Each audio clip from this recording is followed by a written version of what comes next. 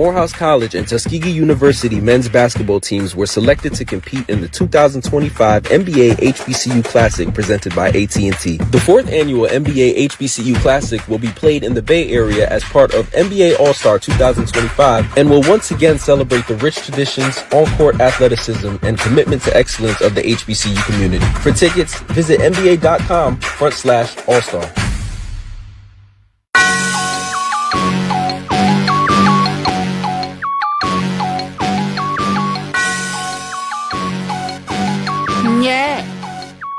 I love my HBCU, and boy, I love it, I love it, I love my HBCU, and man, I hope my team they won one, I hope my team they won one, man, I hope my team they won one, I hope my team they won one, I tune into the HBCU Sports Lab to see if my team won or lost. If they lost, I'm quiet as a mouse. But if they won, keep tab. I'ma do the dab, Dr. Cavil, he know what he be talking about. Mike and Charles, they know what they be talking about. They compress the analytic data with the hip hop. If you know them like I know them, they gon' tell you if your team, if they won or lost, and who the ball. So listen to Professor, yes sir, and pay attention, cause he gonna teach a lesson.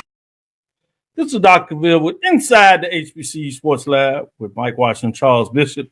I believe Mike Washington is still out on assignment. We're gonna have to put an APB on him or say, where is Mike Washington, as in, where is Santiago? With that being said, excited to be in here, jumping off a little bit, had to make the road trip down to Prairie View. As they did the official announcement for the new head football coach, Coach Tremaine Jackson. So was in the house for that. Pretty good stuff. But we'll get into some more talk about some additional football changes. Just Monday, we had the official announcement for Alabama A&M as they did the press conference. So football coaches in the SWAC press conferences are going heavily this week. With that being said, welcome to episode 609 of Inside the HBCU Sports Lab radio show and podcast. The show that's covering the sporting HBCU dash for all things HBCU sports for institutions large and small, from the NEIA to the NCAA. We share insights and information on the HBCU sports culture, HBCU athletic aesthetics to facilitate the story of HBCU athletic programs and the business of HBCU sports. In short, we just call it HBCU sports pedagogy. I'm your host, Dr. Kenyatta, along with my co-hosts, Mike Washington, Charles Bishop, filming from our home studios and sending a signal live to our KCOH 1230 AM studios with the Texas Radio Hall of Famer, the beautiful home at Texas Southern University from Houston, Texas. With that being said, let's bring on the other co-hosts that are getting ready to get all the magic to you, get your latest updates in terms of the sporting news. Who do we got in the building here? As I straighten up my look sweater, I want to make sure my purple is looking right there. Little peas there, you know, we got to make it look right. I can't go around here and not show off because we got Wilton Jackson II. Oh, man. And he is out there again. I know it's past, but happy celebration on Founders Day for Kappa Alpha Psi. Yeah. They like to say around those parts, J5. So I saw you out there doing your thing. You look really presentable. I'll put it that way. I appreciate that. They sharp a little bit, I might add, but you know that goes to y'all heads a little bit. So oh God, I knew some shade was coming. It was hard for him to even say that, but you know what? I can appreciate that. I can appreciate it a lot. The thing about this, but you know it's serious, and you know you're a part of the team when I come to you first. Yeah. Oh, absolutely. So you know there was much respect in that.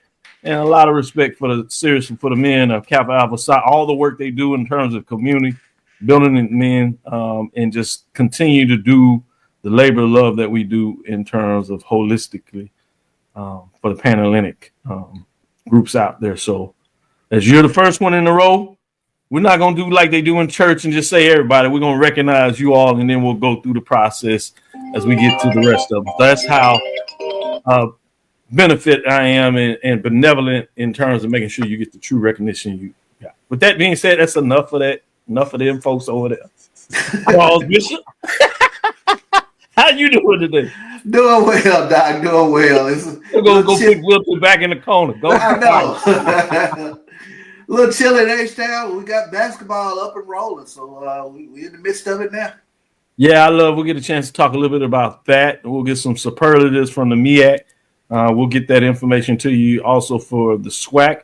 But with that being said, with our resident sports information director, let's go to AD Drew. How are you doing, AD?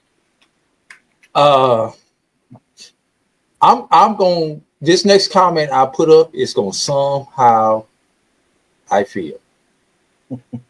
If it's freezing in Daytona, you know how I feel up here in Atlanta right now, man. There's a reason why I still have my hoodie on and I'm in the house. I'm just going to say that. It is hot tamale weather. It is hot chocolate weather. It is hot whatever weather that there is. It is time for it in the deep South, my brothers. That's all I can say. I've had women who've been warmer to me than it is outside right now. Wow. That's deep. How about that analogy? Yeah. And I've been around some cold women. That's all I'm gonna say. That's deep. I was gonna do my little thing and tell chill out, close his ears, because I'm gonna be like, oh, how cold is it? That I was like, it don't even work no more. Yeah. But forget a polar bear's toenails. This is cold as some women. An Eskimo buying ice to stay warm right now. It's so cold. Yeah. That's a bit much. Let's get into it and get into some of these moves so we can move in here and get to some real sports talk. I did want to say this, and I'll probably say it for those that may join a little later, catch again. But this is dear. I don't ask for a lot of our members in terms of spending their hard-earned money. I know you all do that, but this is one thing that I really support and believe in. Join the BCSN in supporting local, youth in Oakland, California to see HBCU sports culture in action. Your donations of $20 or more will allow BCSN to purchase tickets for a local boy and or girls club to attend the HBCU NBA Classic. So we're going to do it for individual boys or girls to attend based on $20 or more donation. That is on February 15th. So donate now as soon as possible so we can make sure that we organize that. We have reached out to the Boys Club. This is officially supported by the NBA in terms of their programming and this initiative they have with the HBCU NBA Classic. So donate now via Cash App. That's $ my JBN my BCSN. So that's my MYJBN MY BCSN. Let's expose tomorrow's generation to HBCU culture so that we can keep our HBCU traditions going for students all over this country and really all over the world. Donations will be accepted through January 26th. So we need your support as soon as possible. Again, you know us coming on here. I rarely, if ever, asked you for funds for us. We find a way to get it done and just seek to entertain you. But this is one that I think is important because it goes beyond of what we're trying to do to make sure that we can get you this great news. So consider that. Again, I'll do it one more time as we fall out through the show. But let's get back into it. Let me go to Charles Bishop. And Dr. Cavil, the link is on the scroll at the bottom if anybody wants to make a donation. Perfect. Appreciate that heads up. Charles, what is some news of the day? Where are you going? Yeah, well, let's start off. You talked about Tremaine Jackson and Prairie View were out there today, and then Sam Shade had his presser this past Monday. We also want to mention that Miles College, they introduced their new head coach, who is Chris Goode. Miles College has named Chris Goode as his new head football coach, and this was announced on Friday of last week. Goode is a former stalwart of the University of Alabama, and in the National Football League was hired to replace Sam Shade, who took the Alabama A&M job. And this is a statement from Miles. We are excited for the future of Miles College football under the direction of Coach Chris Goode and are confident that Coach Goode's leadership will bring continued success to Miles College football, and that's a statement from Fred Watson, who is the director of Miles College Athletics. So Chris Goode takes over the helm at Miles. Yeah, I was pretty excited about how quick this got done. I must admit, I was quite surprised because just didn't see the connection. But kudos for Miles College to jump on this. It seems like they had a plan. If not, they certainly moved extremely quickly and put a plan together that everybody get behind. So it'll be interesting to see how the new coach, Chris Goode, is able to get going. Obviously, he has a lot of different connections and putting up there. So we will be following Miles. We know they had a lot of talent in terms of winning the SIC.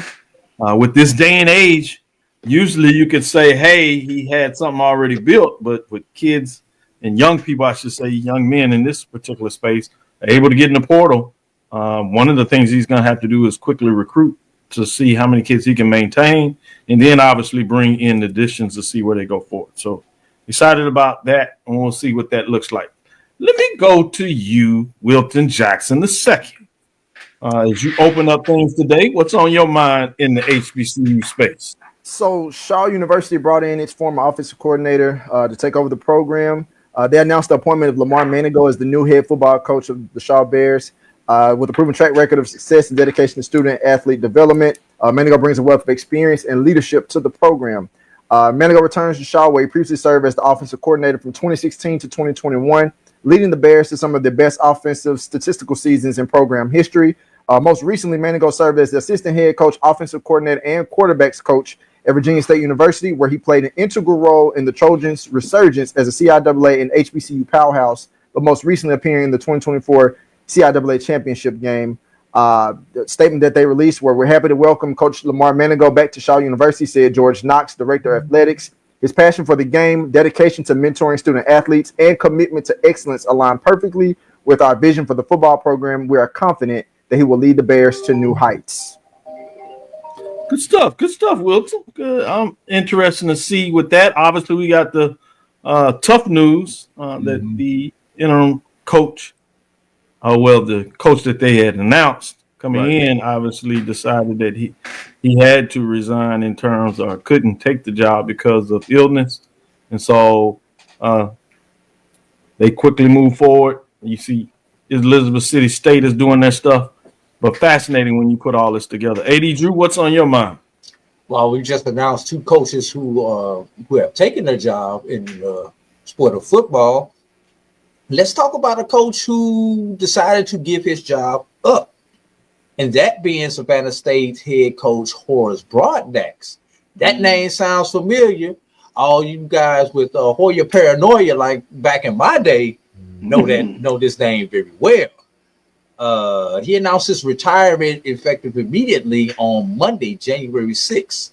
Assistant coach Cleveland Thompson will assume the interim duties effective immediately. And I forgot to give credit. This comes from Joshua Jackson, Assistant Athletic Director for Media Relations at Savannah State University.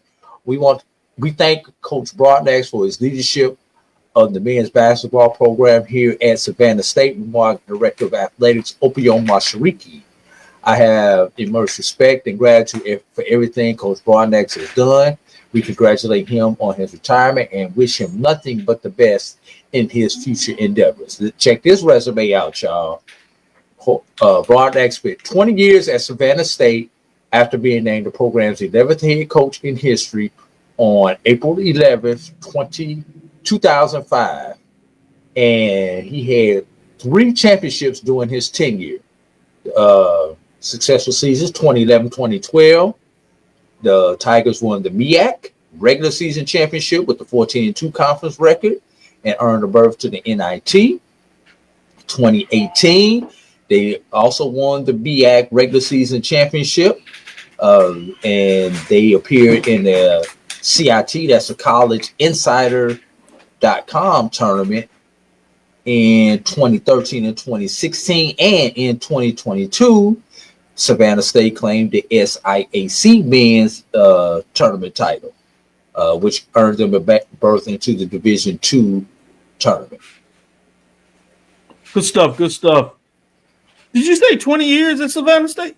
I didn't believe until I read it, but yeah, he's been there 20 years. Wow. Maybe he hit that official date and got that state retirement. It's like, all right, y'all, holla. He wait a minute. Charles can relate. He retired on January 6th. He probably got vested on January 5th. Yeah. No, I'm just playing, y'all. I'm just playing.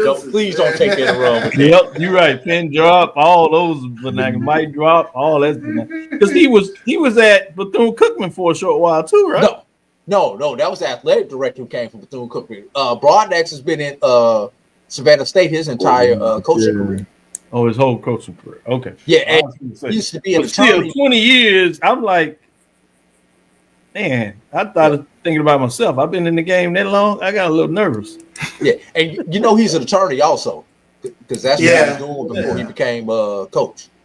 Mm-hmm. Good stuff. Well, let's go to our first break. We'll come back on the other side and talk a little bit more news and just get some general thoughts on basketball. In the third segment, we'll get into Liv's top 5 for men's and women's. We'll bring that up and get your thoughts in terms of what that looks like, as we will start bringing out our top 5, if you would, next week as we get a little more of the conference play in action. With that being said, we'll be right back after our first break. Looking for the ultimate cultural experience of 2025? The Zora Outdoor Festival of the Arts is where you need to be. From January 31st to February 2nd, Eatonville, Florida will come alive with incredible live performances from the Levert Experience and the Bar Cave. Immerse yourself in interactive art. Shop from over 80 vendors. Take a journey through history with a new virtual tour app. And enjoy family-friendly STEM activities. Plus, don't miss the unforgettable R&B tribute to the legends, honoring talents such as Whitney Houston, Marvin Gaye, and Luther Vandross. This is more than a festival. It's a celebration of Eatonville's rich cultural heritage. Visit zorafestival.org for tickets.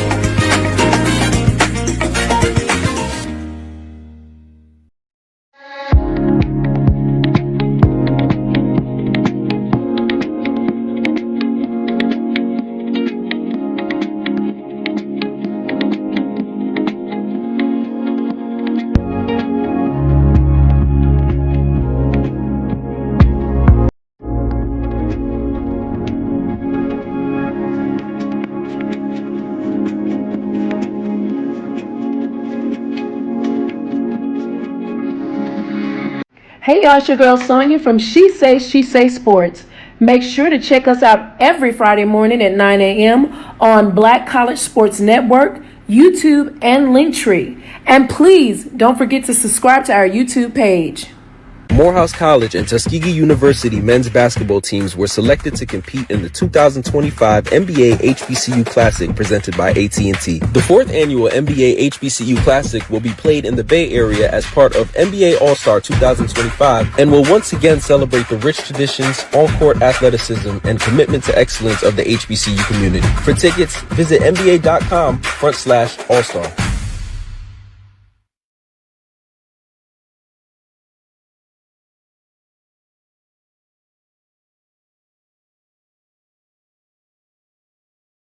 Compress the analytic data with your hip hop. If you know them like I know them, they gon' tell you if your team, if they wanna lose, and who the ball.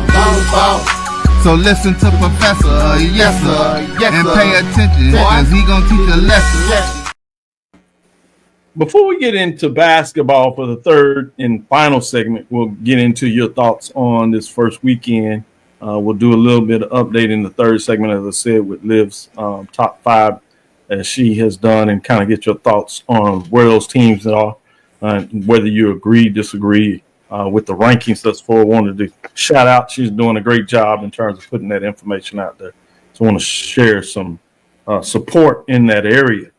But if you allow me to take a little bit of a personal privilege, I want to get your thoughts on this. Obviously, I told you earlier as we came in hot in a lot of ways, talking about Jermaine Jackson, the Prairie View, and I mentioned as well Sam Shade over there at Alabama A&M. I'm sure that you got to see part of that, if not all of their press conferences. I just wanted to get your general thought process of what that sounded like. Your thoughts on the hires, even more so now as things kind of continue. Before I go to each of you, I'll give you a little update, Charles, in terms of what that looks like. Essentially, we acknowledge that Jackson State won the Celebration Bowl this year, and AD drew to some degree. If we take a year back, that talks about FAMU winning. And I think there was a little bit of discussion in today's press conference that talked about it's time for the West to step up. Yeah, that the West needs to do their part, right? And that there is a goal, obviously, to win, not just in terms of SWAC. Obviously, that's a significant goal, but one of the first steps in doing that is winning the Western Division. So I guess I can give a shout out to Carlos Brown in terms of Southern, that we understand the success that you all have had of late.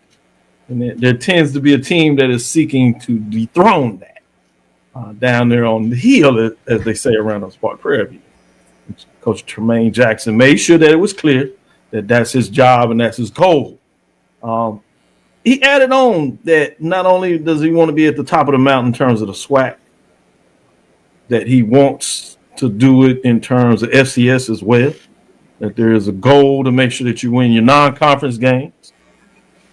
And Prairie View is one of the programs that has FCS programs the last half decade, if not full decade, of at least one FCS, historically white college or universities, if not two on the schedule. So I thought that was interesting that he pointed out and recognized that in terms of that goal. Goal is to be top 5. We've seen HBCU programs over the last 5 years. Essentially, when I talk about the new SWAC in terms of expansion SWAC, we've seen that with teams getting into that top 5 ranking, not just top 25, but top 10 for sure. With FAMU, North Carolina Central, we've seen teams in top 15. Jackson State, top 25. FAMU, Jackson State, North Carolina Central, to name a few of them. Tennessee State, even South Carolina State in that mix for this year. So that was fascinating when you talk about that. The other point was to talk about the goal of Prairie View looking at hosting a SWAC championship game, pushing the fans to do what's necessary beyond what he has to do on the field or what that looks like.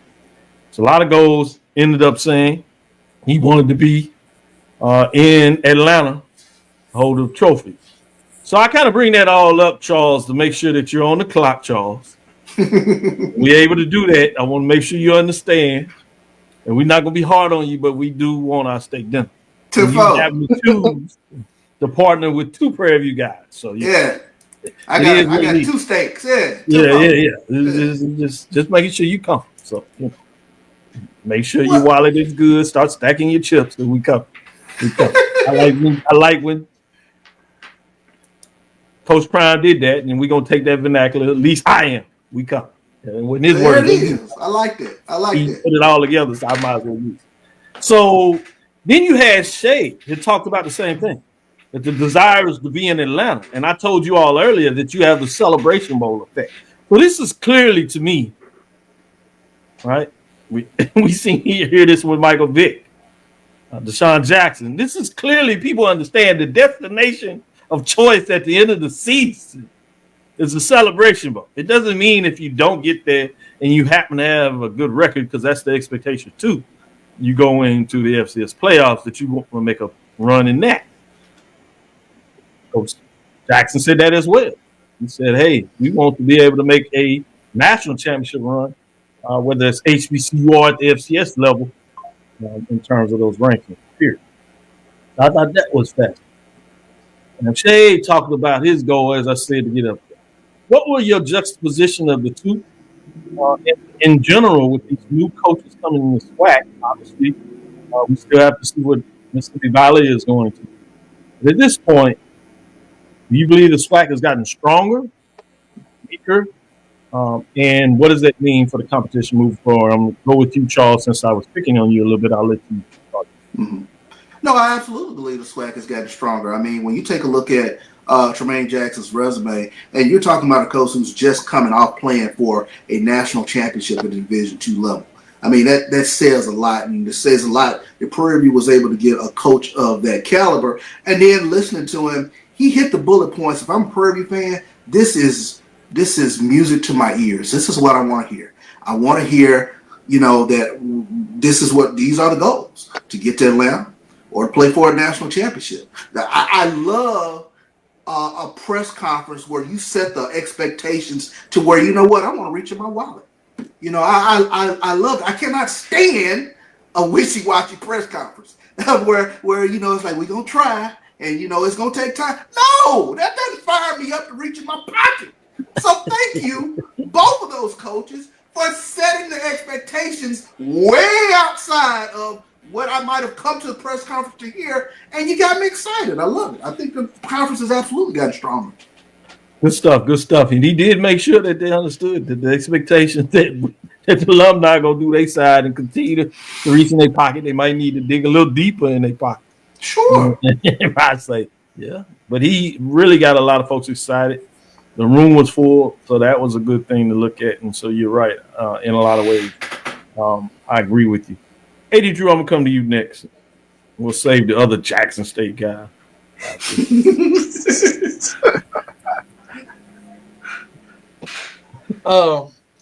I did not get a chance to watch either press conference today.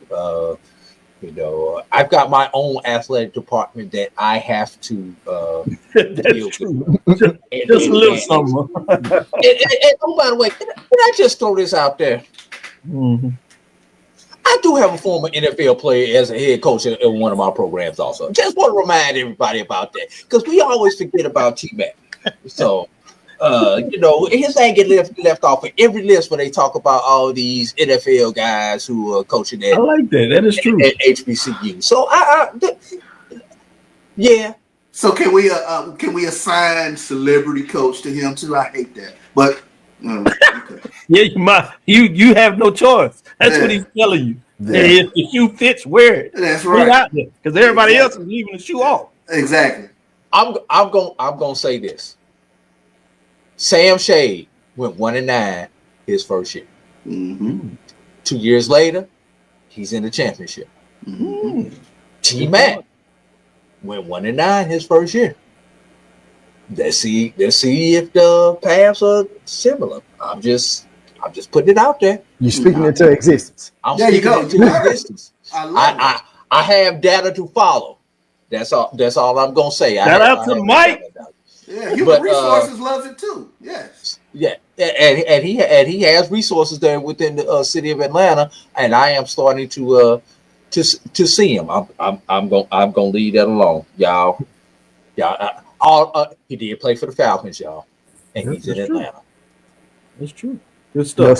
All right, but seriously, it's refreshing to see these coaches come in, and somewhere there's this about 6'2", 6'3", brown skin, bald head guy with a big grin on his face because everybody all of a sudden is still talking about his event. And he is somewhere loving the marketing that the free marketing that he is getting because everybody's opening press conference at the Division I level starts off with, I want to get to Atlanta. I have to get to the Celebration Bowl. That's a good point. John Grant. I'm bruh, you done did that thing. You got true story. John Grant and the Celebration Bowl have changed the narrative over the last 10 years of how we evaluate. That's very true. Very true. And he and I have had this conversation, and so he has shifted that patience timeline and skewed it the other way. Atlanta or bust, baby. Let's go. Well said, Drew. Well said in terms of the destination desired. In a lot of ways, I believe it's a good thing. But you're absolutely correct when you talk about that change. As I said, I call it the Celebration Bowl effect. Hashtag the Celebration Bowl effect. And it'll be interesting to see what it looks like. Charles brought something up before I go to you, Wilton, to get your framework. Mm-hmm. Charles brought something up on one of our shows that still to this day resonates. This was about the talk of the SWAC championship game. And this is when it was decided at that time that they were no longer going to play it. And Charles talked about the fact that there are two generations that's all they knew. Mm-hmm. And all the history, 100 plus years at the time, 80 plus years, if you would, a lot of history in the SWAC. Even if you talk about the golden years after the 50s, when you get the emergence of all the public institutions and the private institutions moving into this last expansion where you bring in a private school before equipment, they had all the public institutions. And so that's a whole different era. But even with that, the uniqueness of the SWAC championship game and how it had an imprint on two generations. And thankfully for the leadership of the commissioner, Dr. Charles Cullen, and the presidents and chancellors at the time, that finding a way to continue with the SWAC championship game, now it's living on. But you're seeing that in real time with the Celebration Bowl. Exactly. As it's coming up on its first decade, and how you having a decade of fans, and more importantly, young folks, as we talk about the next generation, that's what they know in terms of HBCU at the FCS level. And I do not want to live out the Division II NIA program. And so it'd be interesting to see, as we had to talk about them, looking at figuring out some configuration of that as well. But that's fascinating. So you imagine if you can get to 2 decades of the Celebration Bowl, what that looks like. And that'd be, to some degree, 40 years of the SWAC championship game. Imagine what that looks like. But as we're at it, we're just talking about maybe even look at the first decade of the Celebration Bowl and how do you celebrate that? 10 years. In memorial in terms of the film, something that I'll put out there for free for John Grant to think about as that starts to come up relatively quickly. Wilton, get your perspective. One thing I love hearing from you, because you get to bring in a different generational framework. You get to bring in a different lens, if you would. Mm-hmm. What are your thoughts in terms of this dialogue that we're having? To your point, like when 2015 came around and you get the Celebration Bowl, it was something new. It was something new. We didn't necessarily know what it was going to be like. Obviously, it was some things that had been, put in the works. But like I know personally, I didn't know what to expect. And to Charles's point, like the only thing for specifically growing up in Jackson, you knew that after if Jackson State was going to be competing, for example, there was a Capital City Classic, a Soul Bowl, and then after that it was a SWAC championship.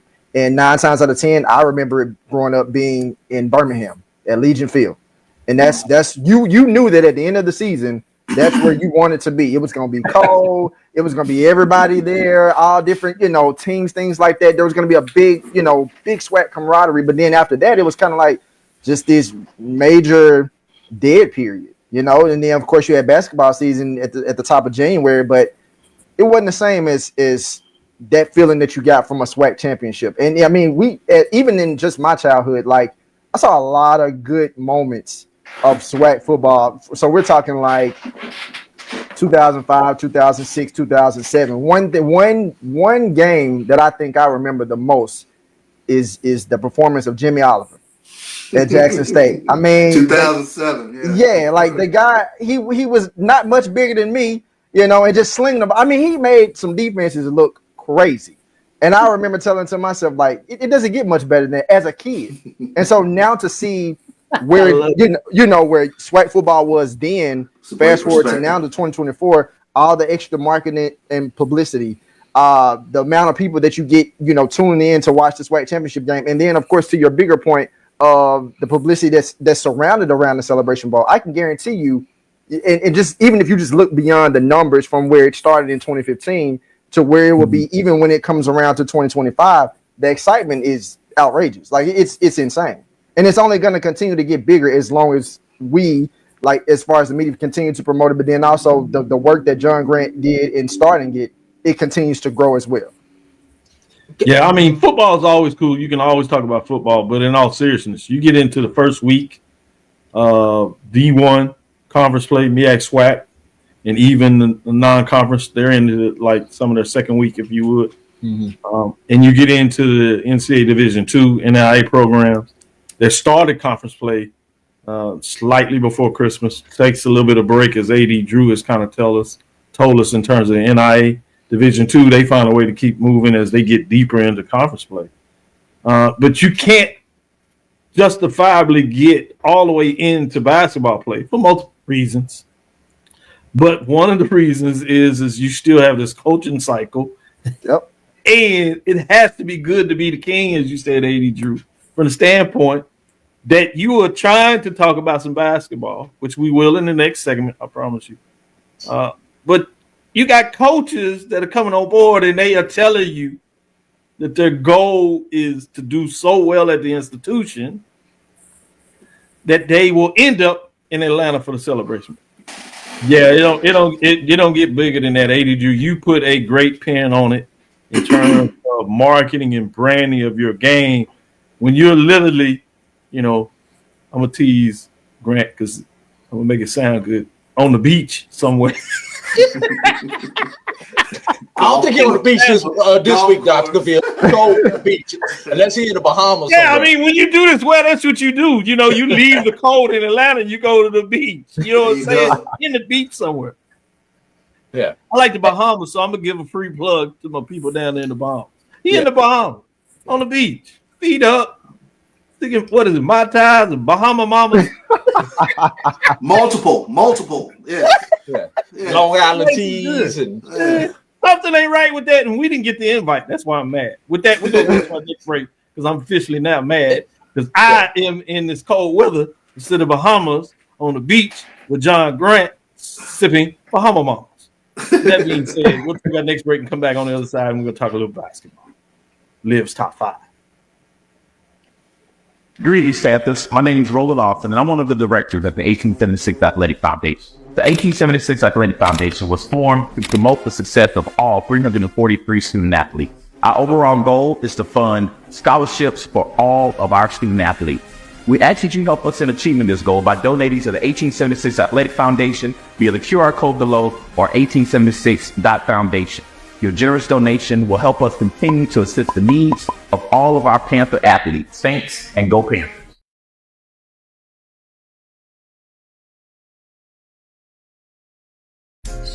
At AutoMasters LLC, our mission is to serve our community by providing quality automobiles at affordable prices. All of our vehicles are inspected and certified to offer you the confidence in knowing you have a quality vehicle. Our goal is to provide you with a seamless process and positive experience for your automobile purchase. Financing recommendations and specific vehicle inquiries are available at your request. You can find us at www.automasters06.com and follow us on Facebook and Instagram. Also, please feel free to contact Terrence Miles at 601-927-7794. And oh yeah, tell him Sonia sent you. Tickets are on sale now for the 4th annual NBA HBCU Classic presented by AT&T featuring Morehouse College and Tuskegee University. Don't miss this action-packed event happening at NBA All-Star 2025 and filled with competitive matchup and marching band performances celebrating HBCU pride. See you in the Bay. Compress the analytic data with your hip-hop. If you know them like I know them, they gon' tell you if your team, if they wanna lose, and who the ball. So listen to Professor, yes sir, and pay attention, cause he gon' teach a lesson. Let's talk about the men, and then we'll get in here and get some updates on the women in terms of seeing what that looks like as we get into it. So if you would bring up the top 5 Liv's men's power ranking. As we get that going, let me ask your questions and get in here. Top 5. Bethune-Cookman had big win, rivalry game this weekend as they continue to look solid. They look pretty solid in non-conference play. And they have a win over South Carolina State. I'm not sure people recall that. But South Carolina State is looking good. Don't let me get that wrong. So I'm not talking down on South Carolina State. But I want to see your thoughts on Bethune-Cookman in regards to qualifying on what they did this weekend. Only one game played in terms of FAMU on the road there. At number 4, you have Howard Bison. Man, they have a freshman that is electrifying, and people are already trying to put him in the transfer portal. I was like, can we get the season finished? I didn't know you can go in the transfer portal mid-season, but things are changing rapidly. Who knows? Southern went on the road, got 2 victories in Texas, which have been tough, maybe not as tough as lately. But the win against Prairie View becomes a little more formidable as they got a win. Prairie View did over Grambling State. Texas Southern went to overtime and got their win over Grambling. This is a Grambling team that won a championship last year. People do recognize that there will be a little rebuilding there, but many people, I thought they would be in the mix. In fact, the coaches had them picked preseason number 1. But Southern comes out the gate 2-0 after a really solid non-conference play. South Carolina State, sneaky good. I've heard some folks quietly talk about South Carolina State in terms of Herbert, to shout him out specifically. And then Norfolk State seems to continue to do what they do at the number 1 in the rankings. With that being said, what are your thoughts, starting with you, Wilton? I like this list for now. I don't put too much stock in it right now because for the main point, due to the fact that we hadn't played that many conference games yet, and we've gotten a dose of what non-conference play looks like. And again, I'm kind of under the mindset of, you want to do well in non-conference, but before you can even necessarily get to the end goal of the season, you have to go through the gauntlet of your conference play, and this is the most important part of the season. So right now, for this particular week, the teams that are listed: Norfolk State, South Carolina State, Southern, Howard, Bethune-Cookman is good with me.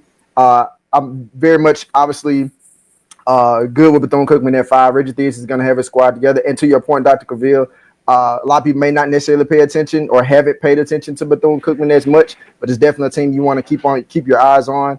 I can guarantee you, the freshman guard, Harper at Howard, he looks really good. Yeah. He looks real good. And I'm interested to see how he's going to continue to, progress as, obviously as MEAC play gets going. Southern, game he had against Delaware State. And Delaware State, there's an argument that they could be in the top 5. Right. No, for sure. And Southern, obviously, that's not really much of a surprise there. South Carolina State, I'm good. Norfolk State, Robert Jones, the job he's doing year in and year out. So I'm good with what it is right now. Good stuff. Let me go to you, Charles, and then I'm gonna go to you, AD Drew. I sent the women's as well again, so check that. But as I go to you, Charles, what are your thoughts in terms of the men's before we got to the women? Norfolk State being who they are. Standard is standard, quote, so to speak, with regards to Norfolk State. But South Carolina State is a team that just by happenstance, I caught their game against Georgia, and it was a relatively good game. I think they only lost by 7 to Georgia. So it just, one of those games that kind of stuck out in my head. I'm like, oh, okay, look at South Carolina State. And then for them to sweep Baltimore this past weekend on the road, that jumped out for me. So I was like, huh. So, it's one of those situations where you kind of take a look at like, okay, is this South Carolina State, are they the truth? Are they somebody that can stack up against Norfolk State down the line? I think, keep an eye out for Seneca Willoughby for Bethune-Cookman. Sharpshooter, 4 for 4 against FAMU, knocking down threes. You're always kind of looking for that individual who can knock down some outside jumpers, especially if you got a guard that can penetrate and kick it out, and somebody that was a dead eye for Bethune-Cookman, Seneca Willoughby. But they also have a young man who's double-double situation. So they look to be like a pretty strong team going forward when you take a look at Bethune-Cookman. Good stuff. Good stuff. Let me go to you, AD Drew, on the men's side. Give me your thoughts in terms of the top five. How about it? You in agreement, or are you trying to sneak somebody else in there? You know, I don't know if you guys are like. I get up every morning and I watch Unsportsmanlike on ESPN, and you know they have this segment, the top five contenders, and they don't even put the Kansas City Chiefs on the list anymore. It's the top five contenders to the Kansas City Chiefs. That's what Norfolk State basketball is. Yeah, I agree. Yeah. You know, and what's tough is it seems like it's men's and women. Yeah, it's the top. Liv really needs to add one more to be fair, and it should be D1 men's power 5 to challenge Norfolk State.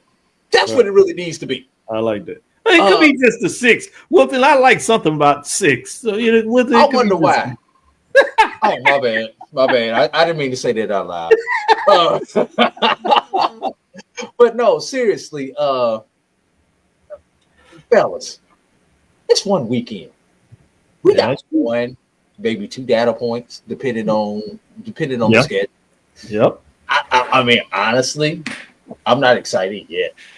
Stevie, after King Day, I'll start really. Yep. Okay, this team has the potential. By the end of the month, then I could start getting excited about these teams and think, yeah, Bethune came in and whooped my alma maters. You know what? Number 4 on this top 5. Actually, a very competitive game. Yeah, it was a competitive game, but we lose by 1 point. They whooped out. You know what? We're talking about the orange, green, and the burgundy and gold. Yeah, that's true. That's true. I stand corrected.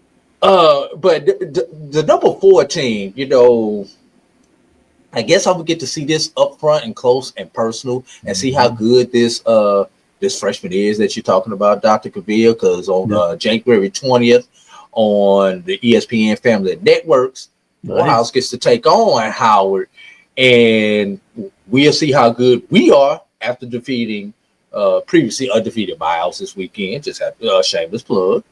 And in overtime, shameless plug, and Liv's number 14, Howard.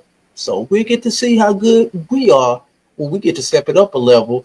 I just hope that traffic is not all crazy as we will be in DC on Inauguration Day. Lord Jesus, I'm not looking forward to that. It will be crazy. Yeah. Martin Luther King holiday, the game. Big time matchups that day. Do you think those folks in DC for the inauguration are really going to be caring about King Day? No. Okay. I just want to make that doesn't stop me from doing myself, because I'm not having a bit of concern about the inauguration. You can count me out. I can care less about what television show is on. I will be knee deep in doing something else. So feeling is mutual. With that being said, we're going to take our next break. We'll come back in our last thing. We'll talk about women's basketball. But before we do that, I did want to shout out a little bit. Y'all need to give some recognition and love to Alabama State. They had a very solid win. Last minute layup allowed Alabama State to beat Arkansas Pine Bluff yesterday. Final score was 93 to 91. CJ Hines hits that game winner as he scores 23. Big time matchup in terms of how they getting it done there. Shout out to CJ Hines with the big layup to get the game winner. Big time plays. Big time players make big time plays. With that being said, give some love to Jackson State. They got it done. And I like the fact that a game against the rival means something. Yep. Yeah. Unfortunately, with the teams coming in with records that many people certainly would not put a lot of stake in it. But you look at the reactions from both coaches. One thing I will say is that it meant something. Yeah. I think there's something about sports, regardless of what level, what's going on in your record, when it means something, it means something. And so shout out to Jackson State for getting the victories, men's and women's, close games in terms of that. So shout out as we turn the page and go to the women's side of it. but wanted to make sure I got some love. Tennessee State got a much-needed conference win, but Hampton, after coming in after non-conference, struggled a little bit early in conference play. A&T is trying to still get their legs up under them, so it'll be interesting in there in terms of that. With that, as we said, we'll take our last break, come back on the other side, talk about the women's top 5 from Libs and see what these gentlemen have to say about that. This is the Dean of the College of HBCU Sports, Kenyatta Cavil of Dr. Cavil's Inside the HBCU Sports Lab with Mike Washington and Charles Bishop. Come mix it up in the lab where the course lecture is in session every Tuesday from 6 o'clock p.m. Central Standard Time on Facebook Live, YouTube Spreaker, or the BCSN app, as we discuss all things about the HBCU sports culture, including exploring the week that was in the sporting HBCU diaspora, as well as the upcoming week of HBCU sports. With me, the Dean, the College of HBCU Sports, on Dr. Cavil's Inside the HBCU Sports Lab with Mike Washington and Charles Bishop. Course lecture dismissed.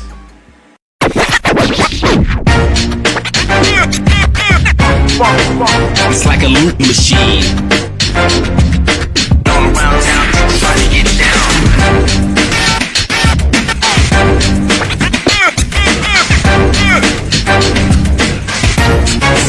It's like a loop machine.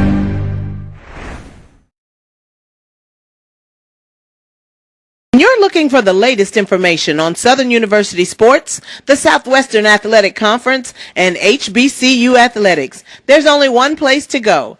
Tune in to the Carlos Brown Show, exclusively on the Black College Sports Network. Looking for the ultimate cultural experience of 2025? The Zora Outdoor Festival of the Arts is where you need to be. From January 31st to February 2nd, Eatonville, Florida will come alive with incredible live performances from the Levert Experience and the Bar Cave. Immerse yourself in interactive art. Shop from over 80 vendors. Take a journey through history with a new virtual tour app. And enjoy family-friendly STEM activities. Plus, don't miss the unforgettable R&B tribute to the legends, honoring talents such as Whitney Houston, Marvin Gaye, and Luther Vandross. This is more than a festival. It's a celebration of Eatonville's rich cultural heritage. Visit zorafestival.org for tickets. Compress the analytic data with your hip hop. If you know them like I know them, they gon' tell you if your team, if they want a law, and who the ball. So listen to Professor, yes sir, and pay attention, cause he gon' teach a lesson. This is Dr. Cavil's Inside HBCU Sports Lab with Charles, Wilton, and AD, the professors in the building. Before we get into the women, join BCSN in support of local youth in Oakland, California to see HBCU sports culture in action. Your donations, $20 or more, will allow the BCSN to purchase tickets for a local boy or girl to attend the HBCU NBA Classic on February 15th. Donate now via Cash App at $MYJBN MYBCSN. That's MYJBN MYBCSN. Let's expose tomorrow's generation to HBCU culture so that we can keep our HBCU traditions going. Donations will be accepted through January 26th. Those that donate before Saturday, the first 5 that donate $20, I'll match and put it out there. So if you can get it in before Saturday midnight, I'll match the first 5 that donate with a donation of $100 to honor those first 5 that donated. See, Wilton, I showed you a little love with the J5. I should have said 6. With that being said, I just want to let you know that it's fair out here, and then we kid you because we care. But let's get into the women top 5. Let's give Liv the appropriate love she has for dropping January 7th. This is week 9, as she's been doing this all season. As we get into it, at number 5, this is the men. So let's get into that women there. I'll start reading as we get that update there. At number 5, we have Texas Southern Tigers. A little bit of surprise in terms of what it looks like there. Howard University is number 4. Before I get into Howard and their solid win that they had in their matchup, Texas Southern surprised a lot of people. Come out of the box, getting a win against Southern, coming out of the box, and then that Thursday, if you would, getting it done, and then Saturday in that matchup, they get it done as well. So they beat Southern and Grambling State to make a major statement as they had a great weekend. And number 4, you have Howard University. The Bison continue to be solid in terms of their program and maintain a top level 5 program over the last decade, if you would. A new entrant is Alabama A&M. New coach, new swagger for sure. You're done with big victories as they continue to push forward. The Bulldogs will be one to keep your eyes on for sure. Coppin State, the Eagles are in the mix. This is one that probably surprised a little bit, but they've had a very solid season thus far, particularly in conference play. They get out of the gate early and get it going on. Number 1, and it is the opposite of Coppin State because this shouldn't surprise anybody, which are the Spartans. Norfolk State, by now, you have to be asleep. Even if you're not an HBCU fan, you've heard about this team if you're out of the SEC country because they've beaten 2 SEC teams, to say nothing else in terms of that. And let me give you a little bit of part of that. The SEC and the Big Ten have 14 of the top 25 teams in the top 25 this week. Yep. That's over 50%. Just for you all that are not quick with your math there. So that gives you a little bit about the big money at the SEC. Obviously, some teams that are not in that ranking, but who cares when Norfolk State chops down the tree? We're going to make sure that they're recognized and get some love. Beyond that, they didn't get a letdown as you do come back in conference play. They keep it chugging, which says a lot. So I'm going to go to you, AD Drew. What are your thoughts in terms of top 5? Although Norfolk's at the top, this is not the same as kind of like the men are, where it's Norfolk and everybody else to challenge Norfolk on the women's side. But this Norfolk State team looks to be damn good. Just like their men are, the challenges in the locker room that's right next door to you. That might be your biggest competitor if you live in the Tidewater area when it comes to basketball. Coppin State and Norfolk are the only 2 programs on the women's side that actually came into conference play north of 500. I believe Coppin came in one game over 500 coming into this weekend. Also, something else that I find kind of interesting, the fact that 3 of the top 5 are MEAC teams. We've long seen that the other way around, where 3, even 4 of the top 5 in women's basketball have been SWAC teams. And obviously we know the team that's absent from the polls for the first time, because you always have to do a double take when you don't see that team in Mississippi not on any of these women's basketball rankings.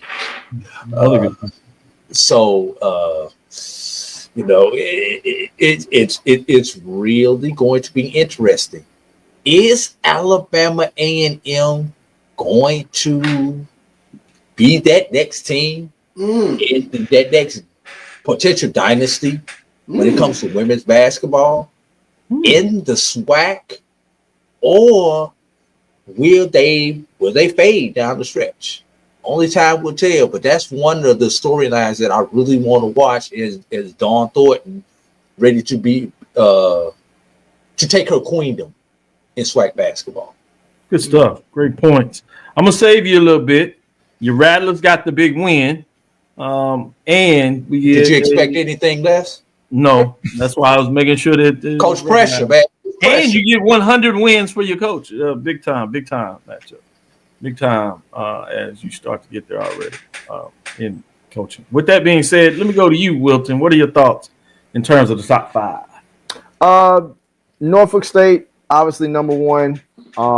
They anything can happen, but this is very much the best team amongst HBCU basketball on the women's side. A close to Coppin State. I feel like that's going to be their biggest competition. And luckily, if I'm not mistaken, they play on Saturday this week.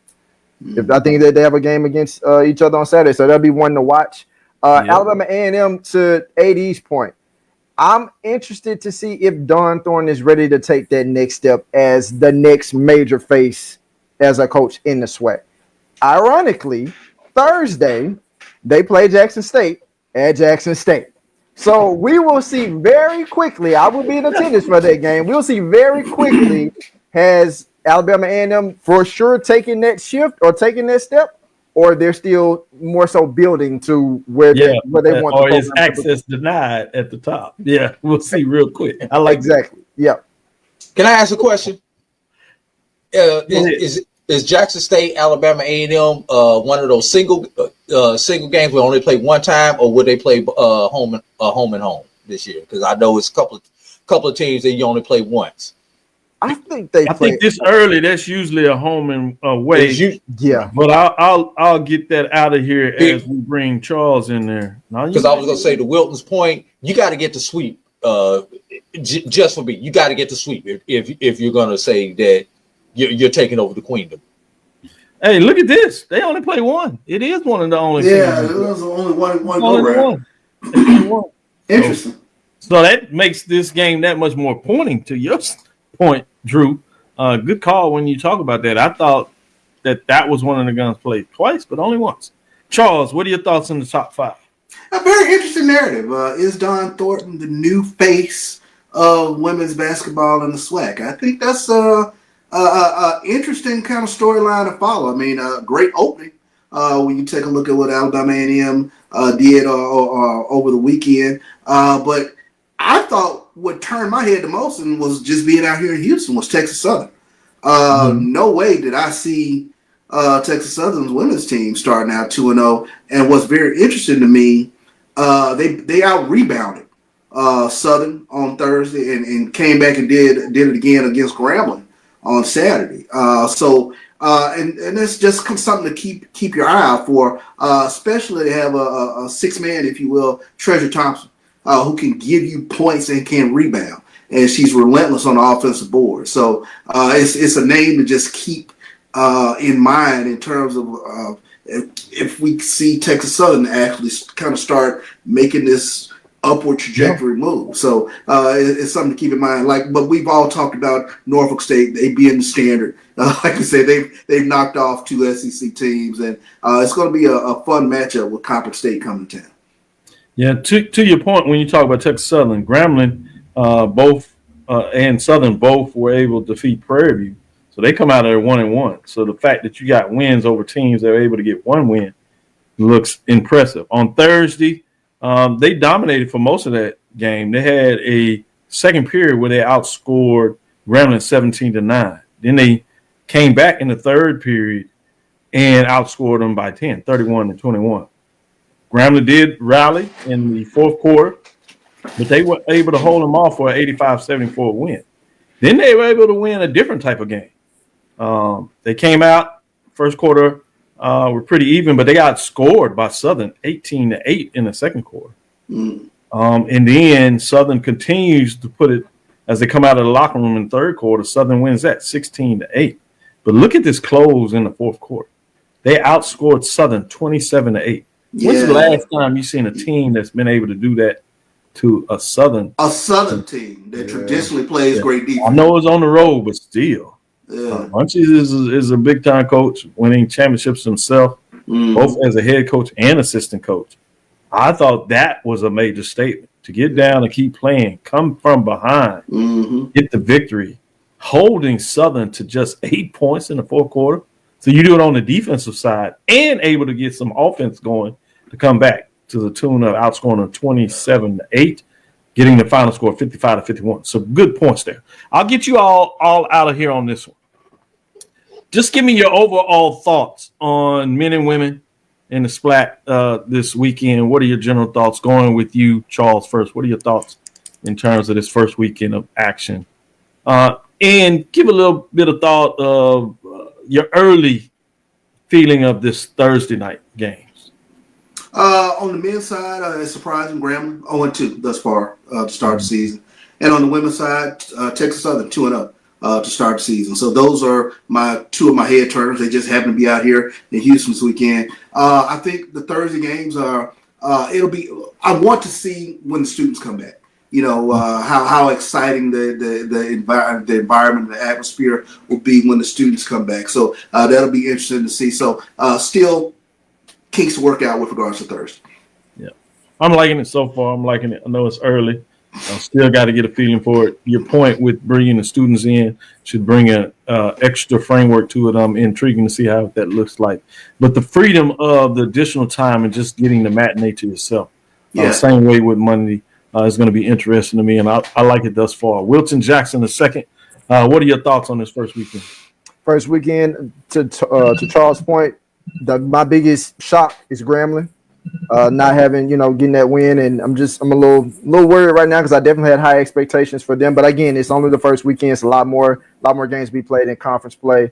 And then on the women's side, like really, just is Alabama A&M going to be that team? I really want to see that, and that's why I'm really intrigued by this game on Thursday as they come into Jackson, and really, honestly, seeing what Jackson State's women's team is going to look like. Because of course, obviously, it's a new coach.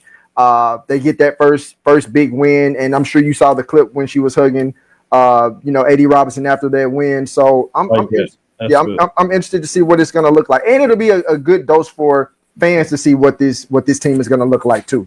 Yeah, because no one really knows right now. Attention to that, because one thing is we do have to kind of get into this Thursday matchup. I'm leaving at the office thinking I'm getting ready to go home, and I said, "Oh, it's a game," and so obviously on my way to the garage of the car. And I was like, well, I need a chance to see a little action before I go home. Right. And it was very worth it. So to your point, I'm glad you point out that there's a big matchup for multiple reasons to look at in Jackson with Alabama A&M coming to town. AD Drew? Wow. I mean, there's really not a whole lot to unpack this particular weekend, but I do have one on the women's side. Has anybody seen Arkansas Pine Bluff? That's been a name and the reason I say that's been a name over the last couple of years on the women's side that we've been talking about being that team that would challenge Alabama A&M would challenge the Jackson State and give them a good run and things like that. But they're sitting 0-2 right now. And they got beat up pretty well. Alabama State beats them on Thursday 58-46, to your point. 12-point spread. Then Alabama A&M, probably part of the expectation was that, but still it was tough too. 66-52, so 14. So they got a little bit of work to do. Certainly could understand as you rebuilding the program in a lot of ways that can happen. But great point you're making there, AD Drew, that how quickly we forget about some teams. Yeah, and as far as the Thursday Monday split, as I like to call it, I did talk to one administrator, athletic director, and just kind of like, how was it this weekend? How did everything go? And that person, because I don't want to reveal gender, that person said that it's a work with the logistics, because that's extra day that we've got that I have to be here at night now, to oversee all of these things. Extra day you've got to get your security, your ticket takers, your